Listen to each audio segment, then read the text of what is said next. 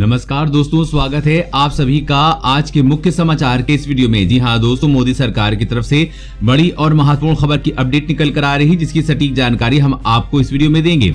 बस आप इस वीडियो के अंत तक बने रहिए।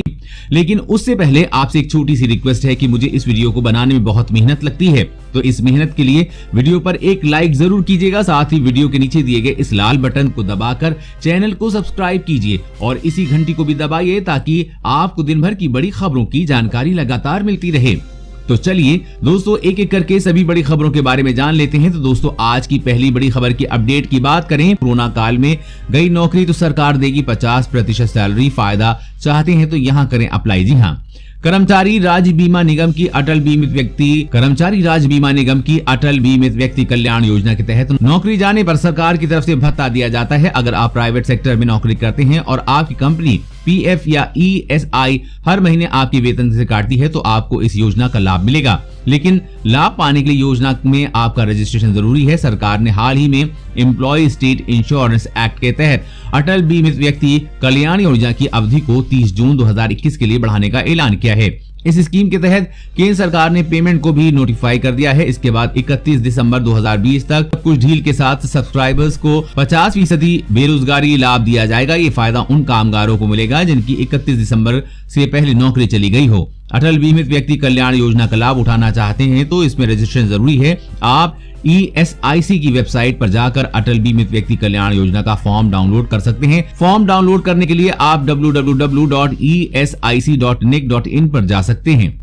और अगली बड़ी खबर की बात करें तो सब्जियों की कीमतों में लगी आग, ग्राहकों के छूटे पसीने, टमाटर 100 के पार। जी हां, सब्जियों की कीमतों में इस वक्त आग लगी हुई है। लोगों की थाली से आलू, टमाटर और प्याज सहित अन्य हरी सब्जियां गायब हो रही हैं। देश के कई शहरों में सदाबहार आलू अब 50 रुपए प्रति किलो के पार जाने को बेकरार हैं। वहीं प्याज भी अब कई जगहों पर आंसू निकालने लगी है। वहीं टमाटर के तेवर और तीखे हुए हैं। उपभोक्ता मामलों के मंत्रालय के आंकड़ों के मुताबिक देश में टमाटर की औसत खुदरा कीमत 120 रुपए प्रति किलो तक पहुंच चुकी है। जहां तक आलू की बात करें तो देश में ये 50 से 60 रुपए किलो तक बिक रहा है। कई सरकारों की बलि लेने वाला प्याज अब ज्यादा उछलने लगा है। मंत्रालय के मुताबिक प्याज 40 से 60 रुपए किलो बिक रहा है। इसी तरह हर हरी सब्जी के दामों में आग लगी हुई है। आम आदमी की थाली से हरी सब्जियां लगभग गायब हो चुकी हैं। सरकार प्याज के रेट न बढ़ने पाए, इसके लिए प्याज की सभी किस्मों की निर्यात पर तत्काल प्रभाव से रोक लगा रही है। केंद्र सरकार के प्याज निर्यात पर पूरी तरह से रोक लगाने के बावजूद इसके दाम तेजी से बढ़ रहे हैं। जहां तक टमाटर की कीमतों में उछाल की बात है तो देश के दक्षिणी और पश्चिमी इलाकों में भारी बारिश से टमाटर की आपूर्ति प्रभावित है।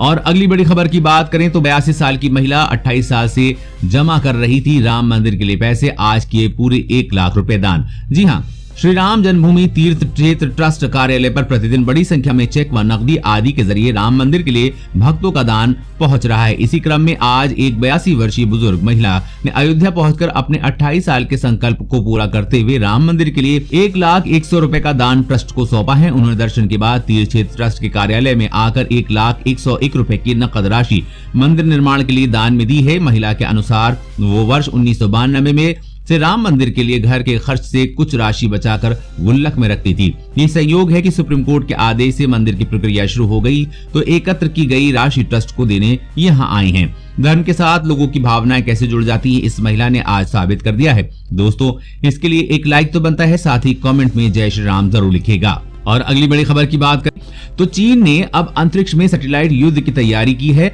बंद हो जाएंगे आपके फोन, इंटरनेट, टीवी और रेडियो। जी हाँ, चीन ने अब नई चली है चाल, जिसके तहत उसने अंतरिक्ष में सैटेलाइट वॉर छिड़ने की मुहिम शुरू कर दी है। यदि ऐसा होता है तो चीन दुश्मन देश के सैटेलाइट को उड़ाकर उसके फोन, इंटरनेट, टीवी, रेडियो आदि को तुरंत बंद कर सकता है। इतना ही नहीं बल्कि मौसम, शिक्षा और बहुत सारी चीजों पर इसका असर पड़ेगा। चीन की तरफ से भारत के लिए भी साइबर हमले की चिंता की बात है, खासतौर से जब चीन के साथ सीमा पर बेहद तनावपूर्ण स्थिति है। हाल ही में एक अमेरिकी थिंक टैंक की रिपोर्ट आई है जिसमें कहा गया है कि चीन ने भारतीय सैटेलाइट पर कई बार हमले किए हैं। ये हमले सैटेलाइट नष्ट करने के लिए नहीं बल्कि उसका कंट्रोल हासिल करने के लिए किए थे। किसी देश के प्रमुख सैटेलाइट को उड़ाने या कंट्रोल करने से उसकी पूरी व्यवस्था को ठप किया जा सकता है। फोन, इंटरनेट, टीवी, रेडियो, हर तरह के इलेक्ट्रॉनिक कम्युनिकेशन के लिए सैटेलाइट्स यूज होते हैं। सेनाएं भी सैटेलाइट के डेटा पर बहुत निर्भर होती हैं, यानी अगर किसी देश के सैटेलाइट को टारगेट किया जाए तो उसकी पूरी संचार व्यवस्था ध्वस्त की जा सकती है।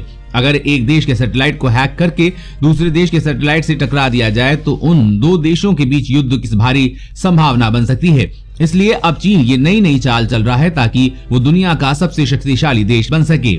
और अगली बड़ी खबर की बात करें तो किसानों के लिए अच्छी खबर, पीएम सम्मान निधि के अलावा हर साल मिलेंगे 5-5 हजार रुपए। जाने क्या है योजना। जी हाँ, कृषि लागत व मूल्य आयोग ने केंद्र सरकार से पीएम किसान सम्मान निधि के अतिरिक्त किसानों को 5-5 हजार रुपए देने की सिफारिश की है। आयोग ने कहा है कि किसानों को हर साल फर्टिलाइजर सब्सिडी के तौर पर 5 हजार रुपए नकद दिए जाएं। आयोग ने सिफारिश में कहा है कि ये राशि 2 बार में किसानों को बैंक अकाउंट में सीधे ट्रांसफर की जा सकती है। इसके तहत 2500 रुपए खरीफ की फसल और 2500 रुपए रबी की फसल के सीजन में दिए जा सकते हैं। आपको बता दें कि कृषि उत्पादों के न्यूनतम समर्थन मूल्य यानी कि एमएसपी पर केंद्र सरकार को सलाह देने वाले आयोग की सिफारिश मानी गई तो किसानों को पीएम सम्मान निधि के सालाना 6,000 रुपए के अलावा 5-5 हजार रुपए की फर्टिलाइजर सब्सिडी सीधे बैंक अकाउंट में मिलने लगेगी। यानी अब किसानों को हर साल खाते में 11,000 रुपए मिलेंगे।